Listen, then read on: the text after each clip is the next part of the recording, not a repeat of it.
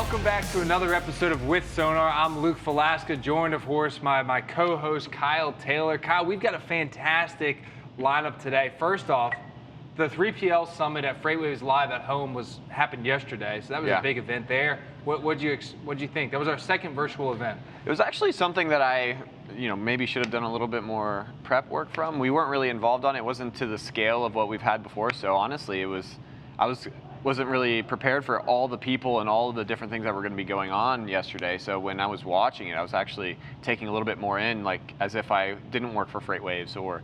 And so it was great. I mean, the keynote to start it off as really the town hall of really all of the leaders in logistics were asking questions, directed towards XPO and what they're doing there. And that was my favorite part, for sure. Oh yeah. I mean, you have all these C-level folks asking questions to the CEO of XPO, and there's just some great dialogue there. Really exciting dialogue between these thought leaders, and ultimately, what's going to drive the next phase of growth in transportation, right? Automation is going to be a big part of that, and with that automation, you're going to be able to focus your human resources more appropriately. Right. As opposed to doing a lot of the mundane tasks that we currently have to do. So bandwidth is being stretched, really. That's really what's coming out of yesterday and what we're hearing from even who we talk to every day.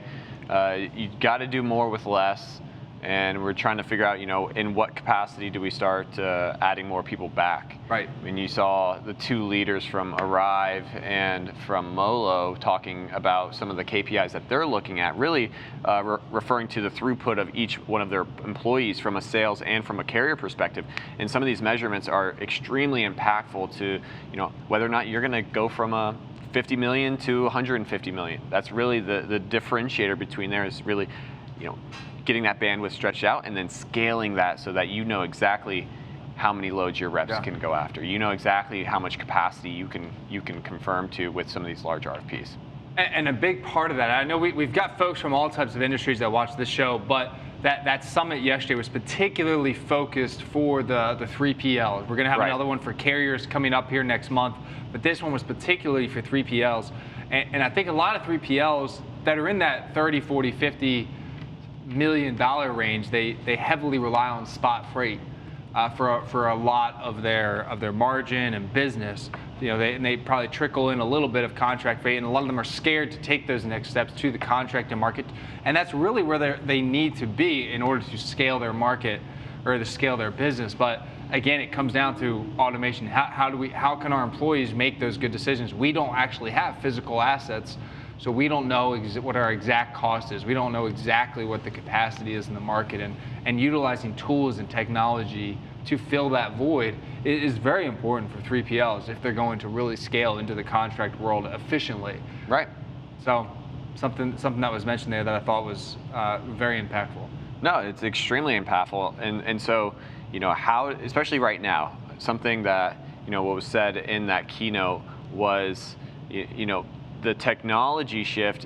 It didn't just start happening. This pandemic really started to influence it and speed it up to where the businesses that are doing well right now are able to stay afloat. It's because they had already had this technology in place. They had already had these the processes in order to be successful in a time like this. And so if you weren't, you were scrambling to get that put together. Yeah. And so that's the biggest thing. So that's why you're seeing a lot of investment. And it's actually very interesting to piece all of this together. You start talking about technology being influenced, and then companies that are doing well because they had it.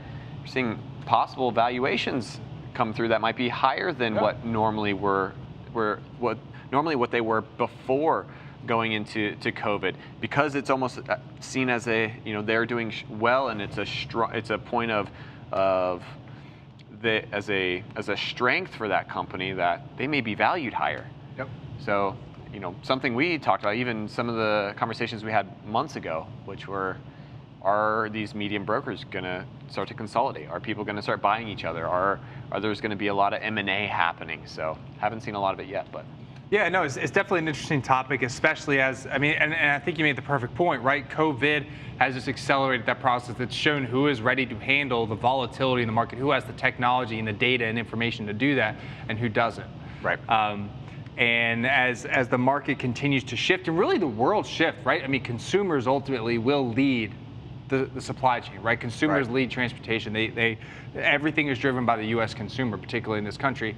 And as that continues to change, and buying patterns and buying behavior starts to change, and just our work lives, more people working from home, utilizing different aspects of things. Right. That's just causing a shift that you can't rely on seasonality norms anymore. It's just not a reality. But I want to talk about something specific. And by the way, folks at home, if you're watching, leave any comments, any questions that you have during the show down below, whether you're on Facebook or on LinkedIn. We're taking questions. We're going to cover the 3 main updates that came out to Sonar 7.0 yesterday during the 3PL Summit. They're available for everybody, not just 3PLs. And the first one we're actually going to talk about, which is one I'm excited about, is our Predictive Reefer Rates. Yeah, our beta predictive reefer rates. So and why are we using the word beta? Because, I mean, just like we just want people to understand that it is an iteration of our rating tool for reefer. We have constantly been tweaking. We've been having these really smart PhD level data scientists going back there, because this is a scientific model. Things that we're not doing on these rates, just like what we were talking about with Van when we came out. This is not us going and taking a bunch of surveys or getting the invoices of all of these loads that are from weeks past. What this is doing is putting the smartest brains that we can find together with the Zach Stricklands, with our market experts, with the brains and the knowledge that we have on the trucking industry to create a scientific algorithm for what cost should be on a line haul level without any emotions. And now we're tapping into the reefer market. Yeah, and a lot of what it is, it's the same data that powers our van rates, right? It's the tender rejection. It's the reefer tender data, what's actually being tendered at the contractual level from shippers to their carriers, to their brokers, right? And it not only captures that volume that's tendered, the loads that are tendered, it also captures the carrier and broker's behavior around that. What are they accepting? What are they rejecting? What's the lead time on that? What's the capacity in the market? Yeah. And it captures all of that in real time, because we're looking at the electronic tenders. Yeah, and we don't ever talk about rates that much. We're always talking about market conditions. If you've seen with Sonar before, we just talk about tender rejections, volumes that influence rates, because that was something when I was a broker, I just thought rates moved because, well, there was only so many trucks in the market. Right, and there's definitely truth to that, but there's not really a quantifiable way to measure those movements, those volume movements, that capacity movement, without the tender data. And that's what we've done. But all this is really doing, it's like you said, it's taking the smartest brains, the PhDs, the data scientists here at FreightWaves, and they're applying it into a way to show the rates, which always had me interesting. You and I are talking about something that our PhDs and data scientists put together. They're using the algorithms to predict the reefer rates, and the 2 dumbest people at FreightWaves are sitting right here trying to explain it to everybody. I think that's probably the best way to do it, because at the end of the day, we have to be able to take a concept that is extremely complicated and make it simple. So honestly, I can't think of a better way. I can't think of a better way than the best minds at FreightWaves right here, talking to you about WithSONAR. Best does not equal smartest. Yes. But we'll do our best. But no, this is exciting. So yeah, and I think too, like, we talk about how this is the beta version of the rates. It is available. Any customer of Sonar has access to these today if they want. And I like to think about it, it's kind of like when the iPhone first launched back in 2007. Can you believe that? In 2007, when the iPhone launched, it was incredible what it did, right? I mean you had a device that streamed music. You could stream, go all over the internet. You had a phone, the screen, everything about it was so far ahead of its time. Now, it had glitches and it wasn't perfect. Right, and that's kind of where we are now. It's an incredible tool. Reefer predictive rates don't really exist in this form today, and we've created that. And it's not going to be perfect, but that's why we want feedback, because we know it's the future. Right. And it's just a matter of we need to find those imperfections, and we have to release it to the masses in order to find those so that they can be fixed and altered. And that's what I'm really excited about. Yeah, and I think that's the main reason why we wanted to say this is our beta version. This is the first iteration of reefer rates, because this isn't the end-all be-all. We're still learning. That's the point of having data, so that you can learn over time. That's the point of having, you know, the feedback loop, so that you can see where, okay, well, maybe we need to tweak it to be a little bit more conditioned to what's happening in the market. It's what happened with our van rates. We were looking, okay, we were relying a little too much on seasonality patterns as opposed to the conditions today. Right. Fix that and then boom. And what a time to do it, especially during an unprecedented level of volatility, right? We've never had the volatility that we've had today due to COVID, which is incredible. So a great time to do it. I say we just jump in. What do you say? You want to just get to it? Both feet. Let's just go after it. All right, let's throw it up on the screen for folks to be able to see. So what we have here is this is our predictive rating section. So you'll notice up here on the left you can toggle between van, toggle between reefer, right? So in this case, I just pulled up LA to Dallas because why not? Pretty big market for produce is Southern California, and a lot of that does go over to Texas. Plus Dallas is a pretty hot market right now. So you've got the FreightWaves scientific data here. Now here's what we're looking at, right? You've got today's rate, so it's got a range from about $1.70 to $2.13 a mile. That's line haul. That does not include fuel. Doesn't include fuel. It doesn't include, you know, any kind of accessorial charges. Right. This isn't saying, well, I normally do 5 stops, and I know that lanes ain't going for $2 plus fuel a mile. Right. There's a premium that you would put on top of that for such a thing, right? Now we've got a base fuel surcharge of 17 cents a mile. You might get a fuel surcharge of 25 cents a mile from your shipper. Fantastic. If that's what you get, use that, right? This is our base fuel surcharge, which is a good average if you don't normally use one. Yeah. But yeah, you've got these iterations. Now, there's a lot of things that go into this, right? It's very similar to the van rates. We use a cost-based system. So we've worked with various truckload carriers, a part of the Truckload Carriers Association. There's hundreds of carriers a part of that. Many reefer carriers that are a part of that, some with thousands of trucks in their fleet. Yep. And we work with them to get their general ledgers to understand what the cost of operating the truck is. Right. So we understand what that cost is, and that's usually a base for where carriers like to be. Here's my operating cost. What is it going to cost me to turn the truck on today? Yeah, operating costs on a lane by lane level, just because to better identify what it's going to cost for a truck. I mean, key examples we always talk about, the operating ratio or the profitability for going from Seattle to LA is completely different than going from LA to Seattle. Absolutely. And so that's the reason why we put this in there is so that accounts for, you know, what price, you know, what is needed to run that lane. Absolutely. And then from there, we use the tender data, the volume, the rejections, the lead time, the reefer head haul, and back haul, and that gives us real-time data today to tell us where the market condition is shifting. And from there, we can understand without any sort of emotion involved, where those rates are headed, up or down, off of that, you know, base cost model. And that's what you have here. So you have that low, medium, and high. Again, this is based off of today, and the beauty of it, it'll forecast out a week, a month, 3 months, 6 months, all the way up to a year out. Now, we're forecasting a lot of softness to come once you get about 6 months out.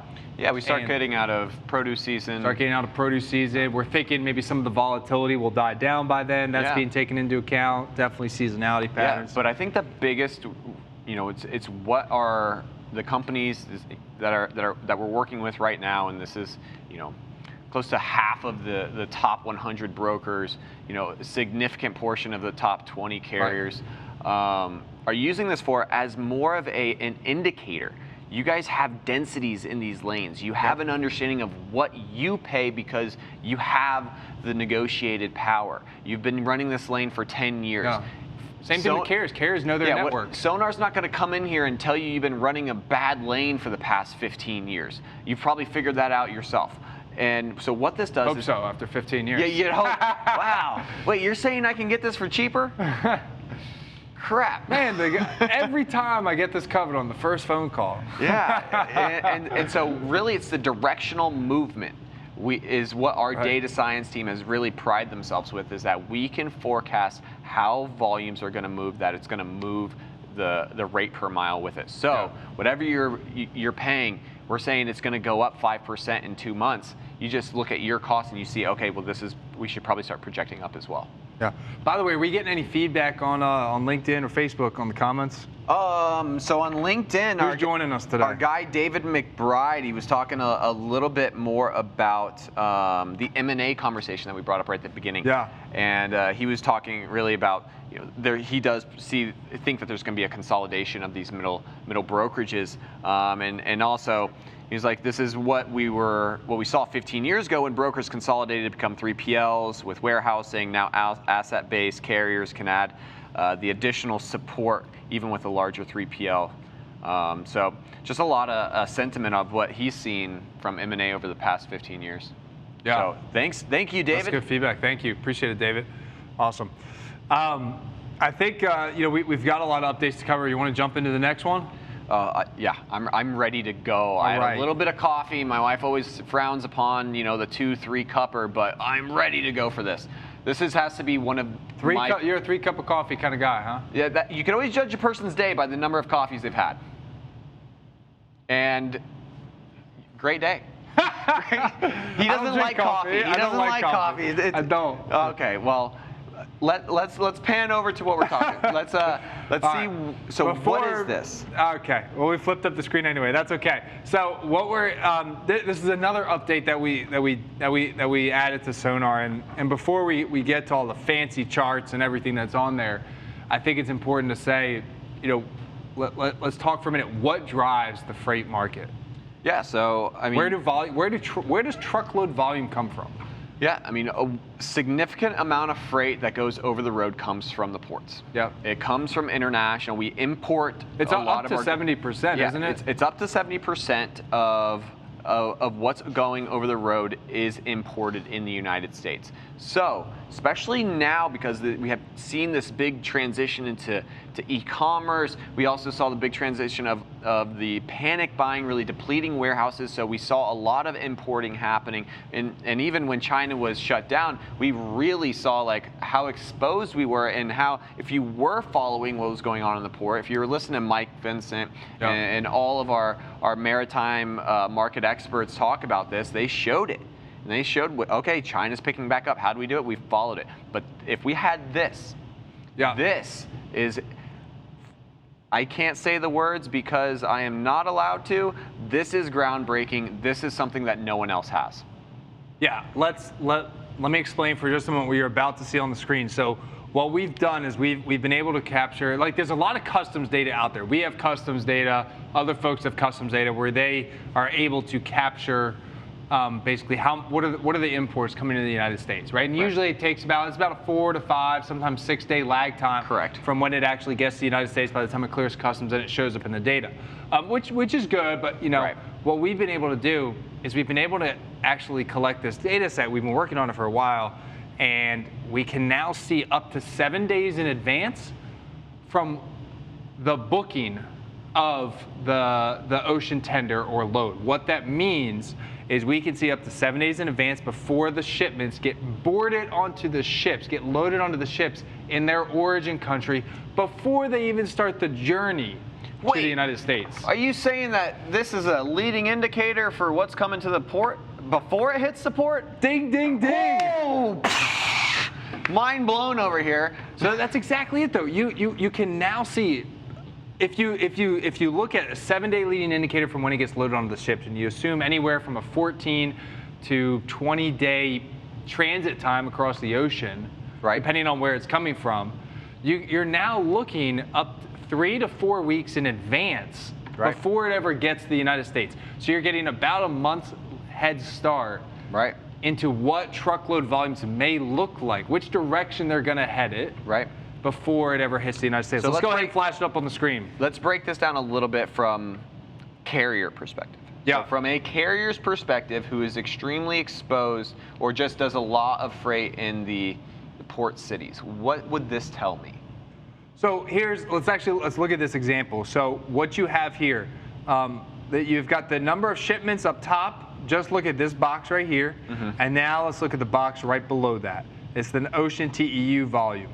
right? So these are the number of TEUs. The TEU stands for 20-foot equivalent unit. If you're not used to that term, all it means is that's how volume is measured, basically by how many of those containers, 20-foot equivalent units, are coming into the United States. Right. So in this case, we're looking at all trade countries, all US ports, all ocean carriers. We can filter that out.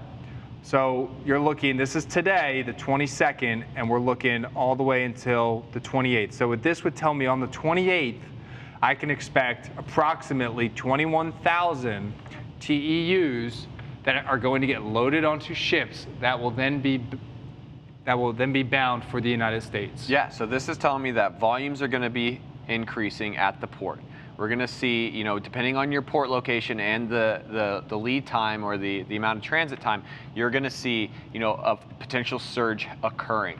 And let's look at LA, since we were looking at that lane a second ago. Oh, I love LA. Really, what a good one might be, because I've been playing with this actually a lot, is if you were to look at China. China is one of it is the biggest. China to everything, or China to LA? China to everything. China to everything. I like it. And so, yeah, if you just hit the eraser right at the top right, there you go. That'll go everything. And so what this actually breaks down is, so China up on the top right, and then below that chart, it breaks down all of the destination markets that it has. So you can see who is really the market share holder for that.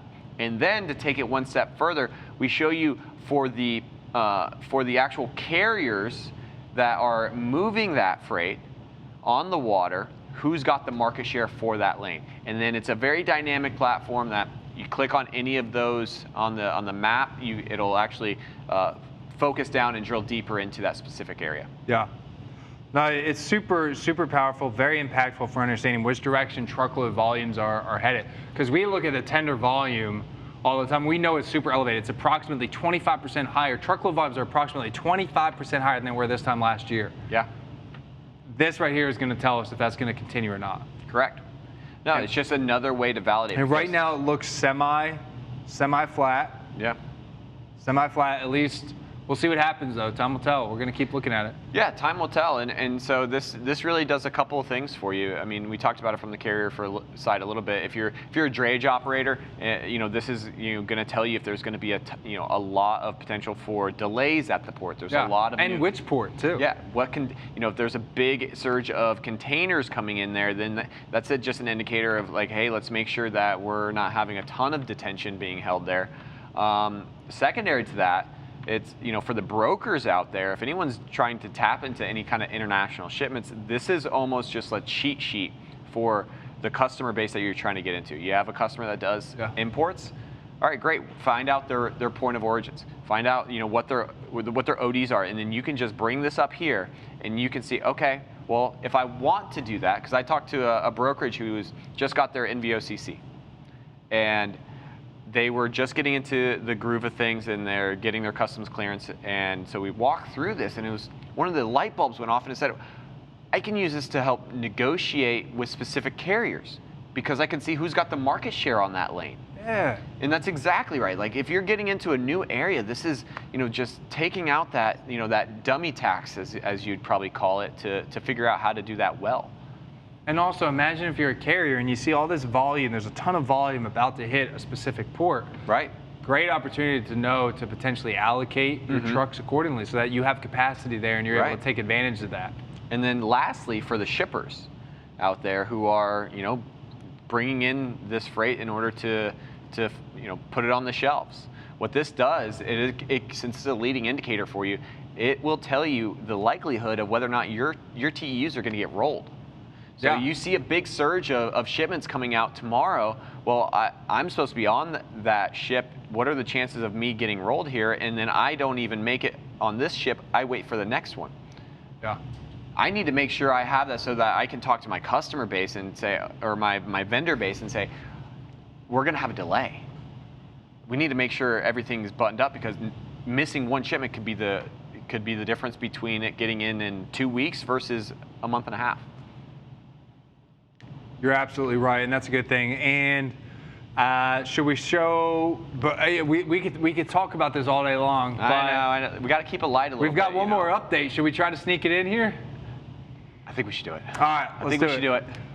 All right, so the next update we've got here is called Lane Scorecard, and essentially what this does is it almost sort of automates the RFP process, or at least really helps streamline it.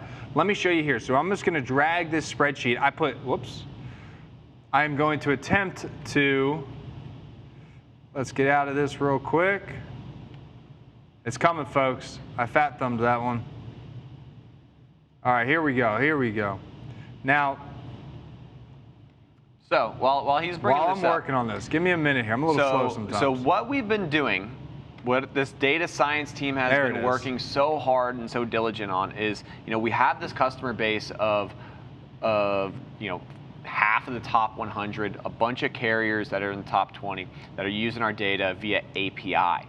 Sonar is an extremely impactful tool, but a lot of customers that are bigger customers are pulling this data via our raw API feed and doing a little something called lane scoring. And so we took that and we implanted it into Sonar so that you can identify your risk on a lane by lane basis. And so being able to input your RFPs, we're about to be in RFP season. I mean, mini bids, RFPs happening in the next couple of months.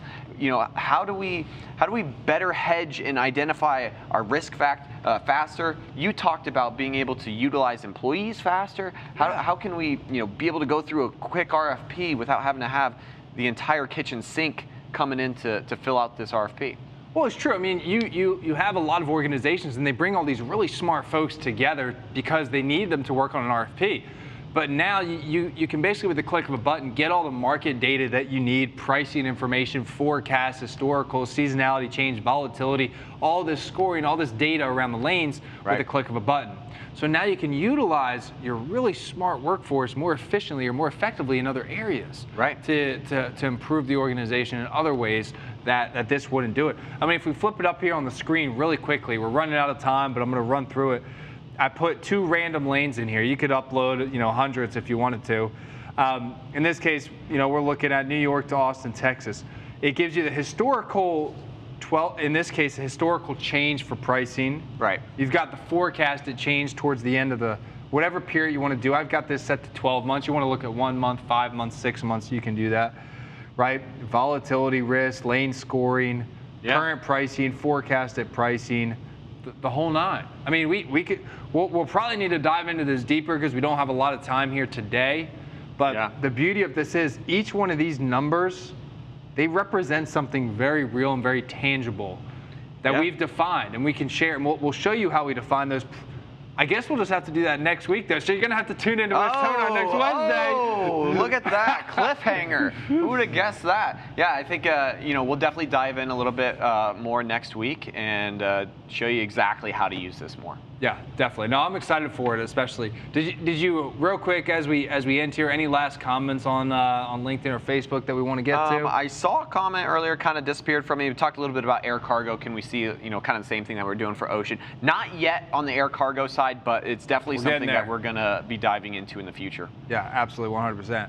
Well, this has been great. I'm excited. It was a great summit I thought we had for the 3PLs, folks. Also, this August, we're going to have a carrier summit as well. So be sure to check that out. It's going to be really, really great, not just from networking, but also from a perspective of just seeing more updates, seeing what all the industry leaders are doing. I'm looking forward to that one as well. Since we weren't really involved with the event this time around, what do you think as a participant, almost just kind of viewing the virtual conference?